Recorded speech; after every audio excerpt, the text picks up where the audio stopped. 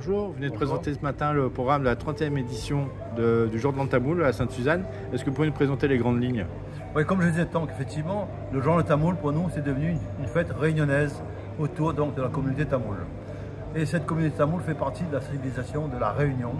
Et c'est la raison pour laquelle également nous fêtons aussi bien sûr à Sainte-Suzanne le 20 décembre, ce qu'on appelle la fête CAF. Nous fêtons également bien sûr le jour de l'an chinois. Et donc tout ça pour dire, c'est au niveau de Sainte-Suzanne, pour nous, c'est donc une importance capitale de faire connaître notre culture, faire connaître d'où on vient.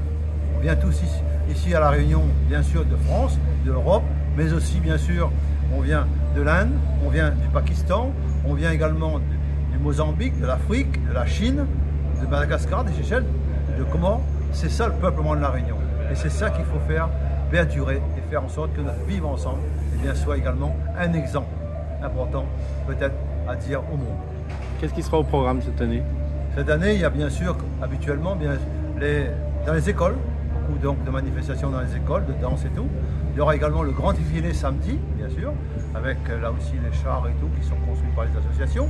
Et on terminera en beauté avec bien sûr le Jaco, le dimanche, et le Holi Holi, la fête des couleurs. Cette année, il y a un grand village indien au Bocage, c'est ça? Comme d'habitude, on a effectivement ce grand village indien avec également des produits qu'on va vendre, bien sûr, culinaires et tout.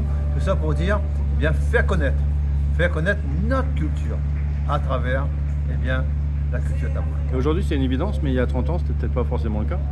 Ben oui, c'est vrai, y compris quand on disait, par exemple, le Maloya, il y a un peu plus de 30 ans, il y a une quarantaine d'années de ça, le Maloya était je dirais pas interdit totalement, mais n'était pas autorisé dans des manifestations.